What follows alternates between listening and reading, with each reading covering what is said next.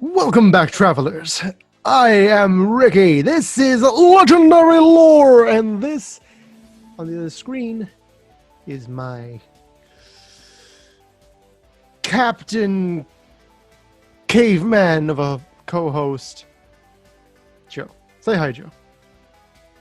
I am not looking for gnomes in Coral Castle. So, basically, what happens in this particular bit is we're talking about Jace on the plane of Ixalan. Ixalan is a special plane for various reasons that we're going to get into. But right now, what's important is that Jace is on Useless Island. On what? Useless Island. Is this like the official name or what Jace is calling it? It's what Jace named it because it hadn't like nothing, like it was nothing. There was nothing on it. No one was there. All that stuff. So it's called Useless Island, according to Jace, and the name Useless Island will become important later on. Just so you know. So Jace is here on Ixalan. He's got no memories of who he is. He's like, I feel like I'm probably a weakling because my hands are very soft.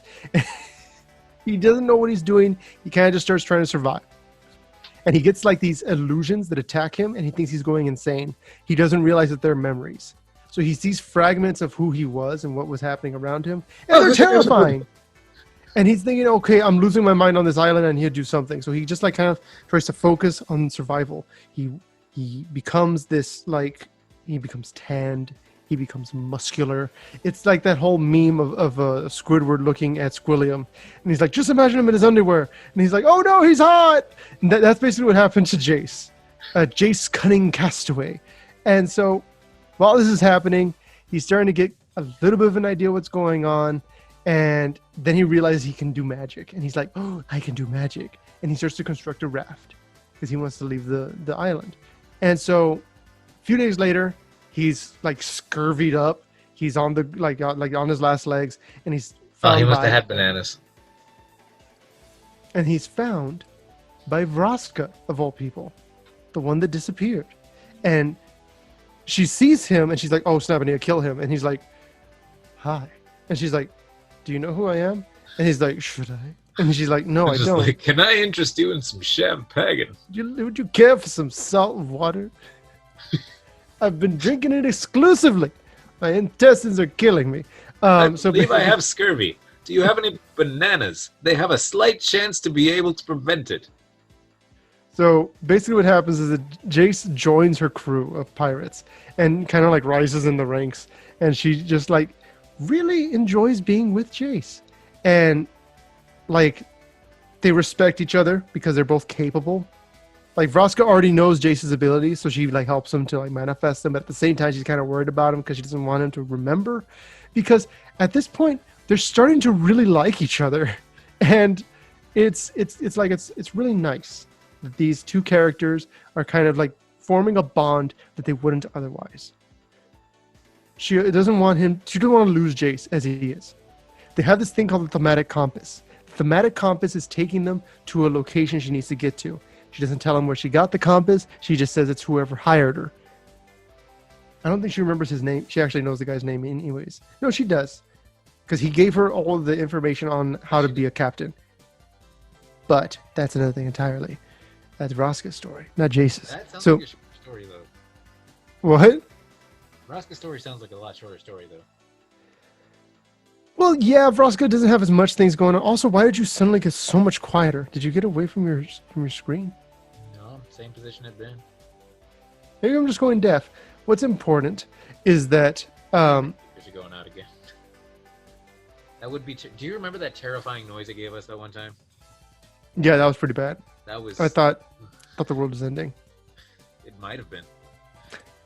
So while this is happening, you have the Legion of Dusk, which are these vampires. They happen to be going in the same direction as the thematic compass, which, much like any good pirate story, this compass is specifically pointed towards where their treasure they want is.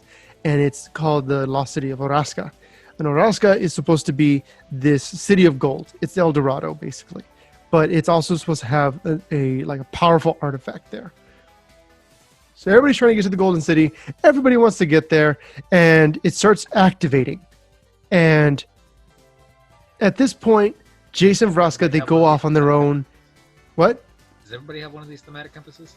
No, it's just Vraska. But everybody else is from Ixalan, and they're all trying to like get to this particular place, especially because it's become activated. They can see it. All the factions want it. The pirates want it because riches. The merfolk want it because they're like their birthright kind of thing, protection wise. The Sun Empire want it because power, and the Legion of Dusk want it because they're the Legion of Dusk. It's more just along the lines of colonialism. They're taking everything that they can. So Legion of Dusk. So all that's happening. Vraska's with Jace. They fall down a waterfall as everything is like, as Vraska's rising. They're like, oh no. And Jace falls. Like he just gets dunked on. He just goes all the way to the bottom. While that's happening, there's these giant elder dinosaurs. What? What happened? Dunked on by who? Gravity. Pretty much. So elder dinosaurs start bursting out of the earth. They're doing their thing. Everything's chaotic. And Vraska's like, she gets down to Jace and she's like, Jace, my love. And he's like, I love you. And so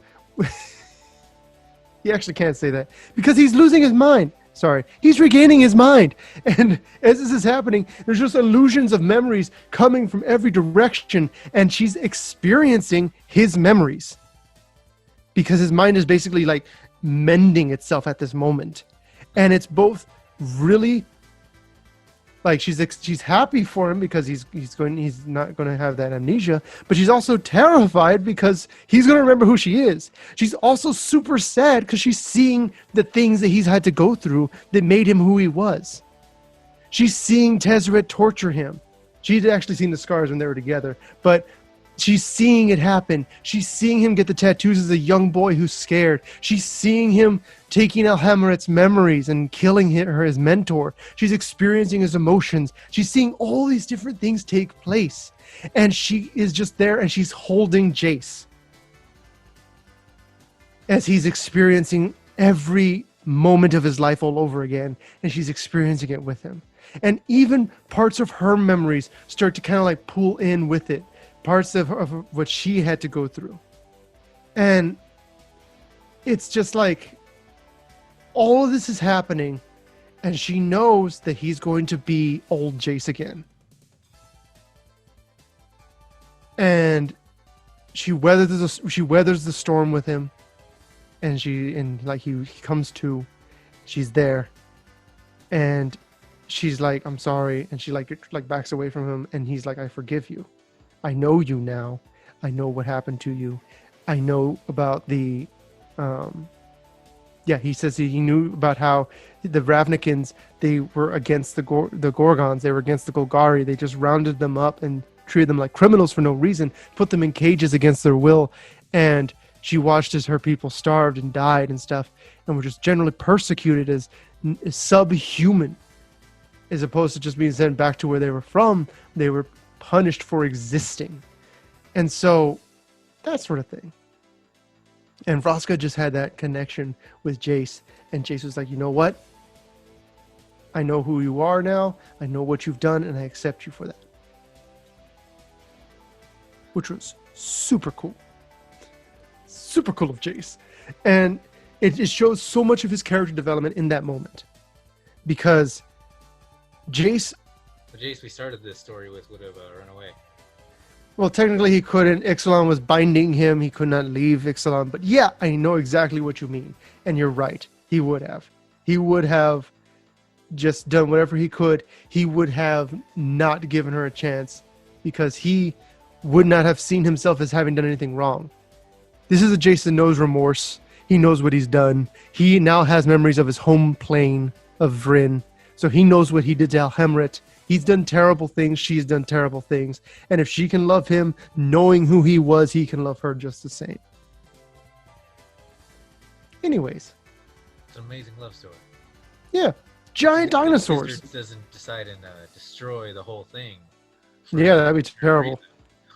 Why would they do that?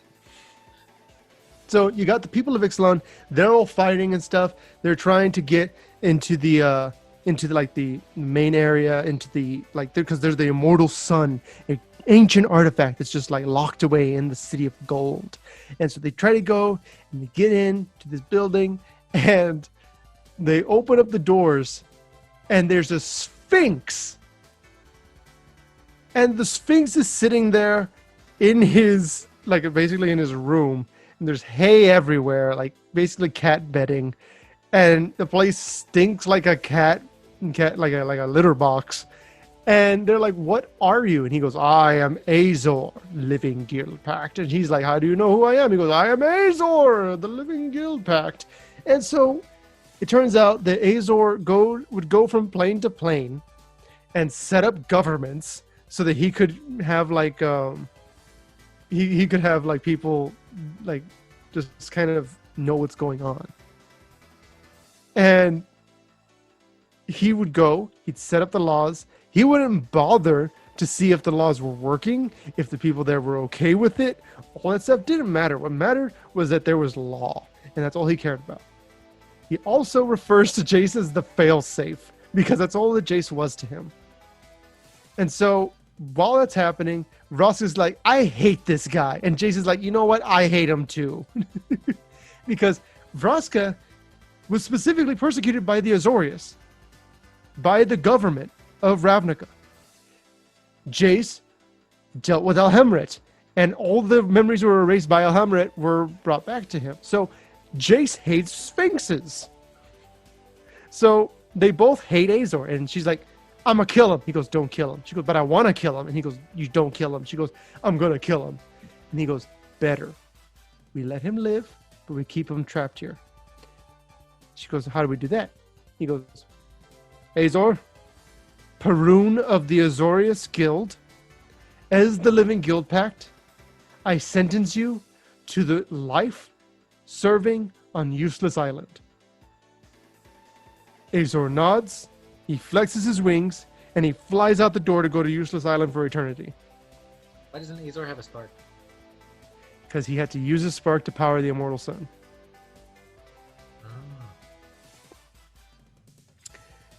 Yep. So and the whole reason he did that was because Ugin, because Azor's telling him, he's like, "Ugin told me that if I put my spark in here, we can use this to trap Nicol Bolas on this plane, because he won't be able to get away and we'll be all good."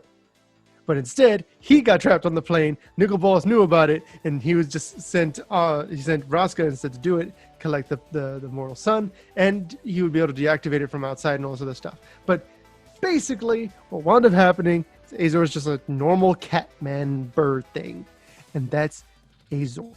It's hilarious and sad, and Jace basically realizes that it's going to go down, because Bolas just took the immortal sun, which can trap planeswalkers. He has the planar bridge, which can transport things that are not alive, and he has Eternals that can go across planes because they're not alive. So he can trap planeswalkers anywhere he wants and bring an entire army wherever those planeswalkers are. He's like, he's probably planning something, but I don't know what it is. And so all that's happening, and Vraska's working for Bolas. So Vraska and him, they think about it, and he's like, "Okay, here's the thing. I'm going to temporarily remove your memories, Vraska. I'm going to induce amnesia. You're going to forget who I am. You're going to forget about the Lovin, and you're going to be one of Bolas's minions once again, so that he'll trust you and make you the leader of your guild." Make sense?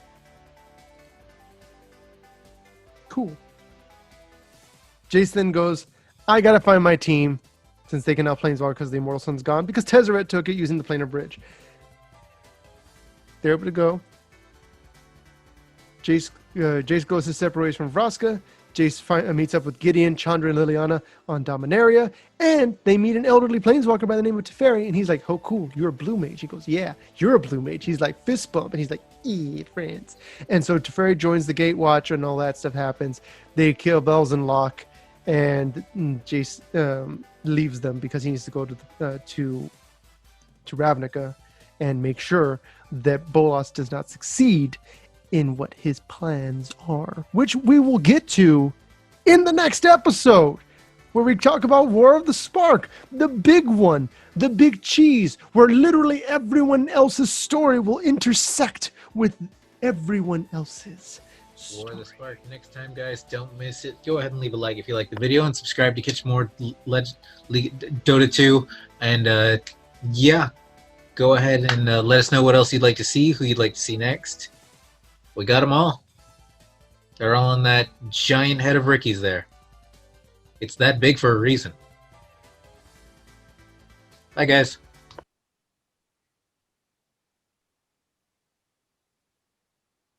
You cut it off now. I wasn't sure if you were going to say anything.